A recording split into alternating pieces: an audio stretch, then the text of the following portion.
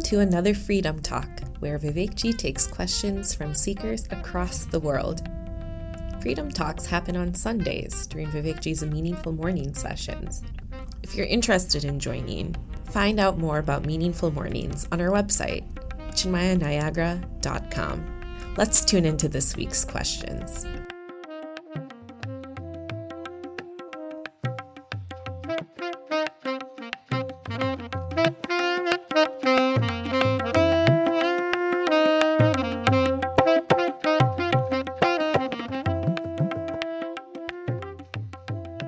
Today we have our Freedom Talk.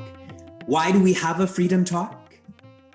To encourage clarity, conviction, confidence.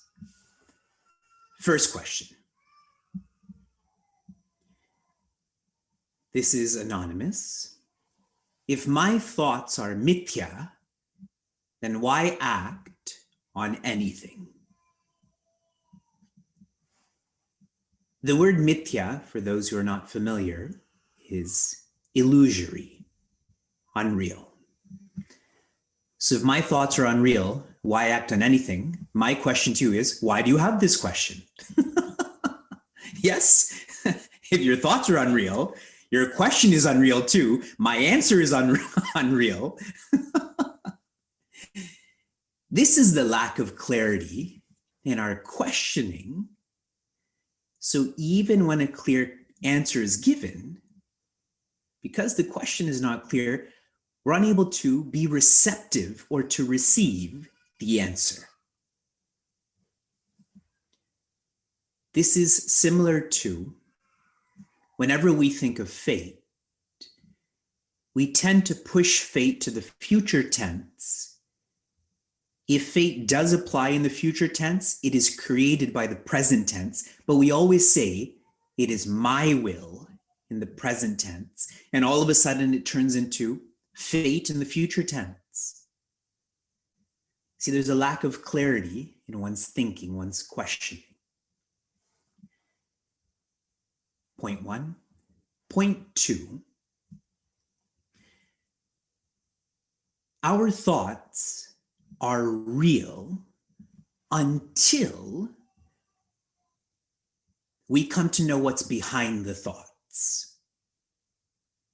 Right now, our focus is on our thoughts. Thoughts of frustration, thoughts of quietude.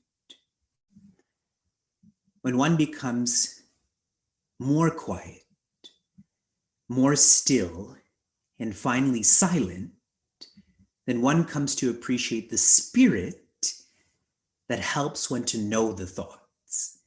That is when the thoughts become mithya, and if that's too incomprehensible right now, thoughts become relative. For us, our thoughts are absolute right now. If I have a fear thought, I can't shake that. When I know the spirit, not just intellectually, but I feel this, that is when thoughts become mithya or relative. Not until then. Next. This is coming from Chantilly, Virginia. Please accept my humble pranams as I come to you with another question.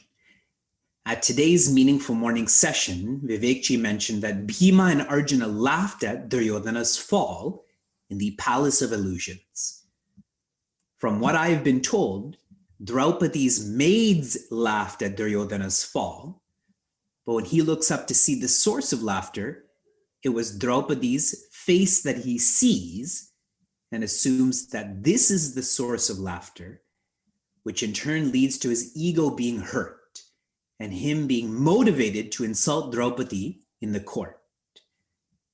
My mother always used this intention. My mother always used this, mentioned this, and summarized what Vivekji said this morning. Laughter when someone is down is not right. Instead, show compassion and empathy, and maybe even a war could have been avoided. In short, my question is, if these interpretations about Draupadi laughing are right. If not, which commentary is the true source of original Mahabharata? There are lots of commentaries on historical, philosophical texts like Ramayana, Mahabharata. Which one do I encourage you to study, to internalize?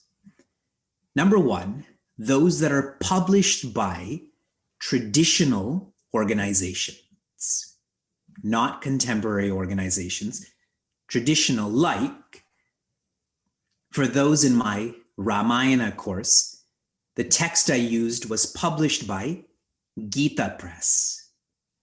This is an organization that has been around for a long time, is not focused on popularity. For those in my Bhagavatam course, the publisher is the Ramakrishna Mission. Again, not interested in profit, but rather the message. So be clear about the publisher. Such organizations, you know that the commentaries they share will be more authentic and deep. In terms of the Mahabharata specifically, I suggest Nilakanta Chaturdhara's commentary. Nilakanta Chaturdhara. If this is too grand, when you Google this, you'll see how big it is. Then Rajagopalachari.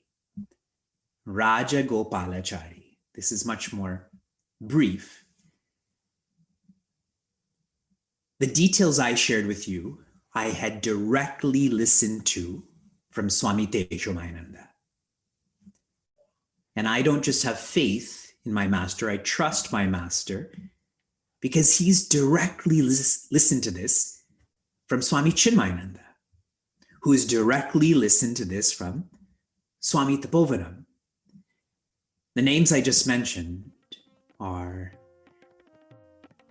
most peaceful, most powerful. So what your grandmother has told you, I'm sure is fine.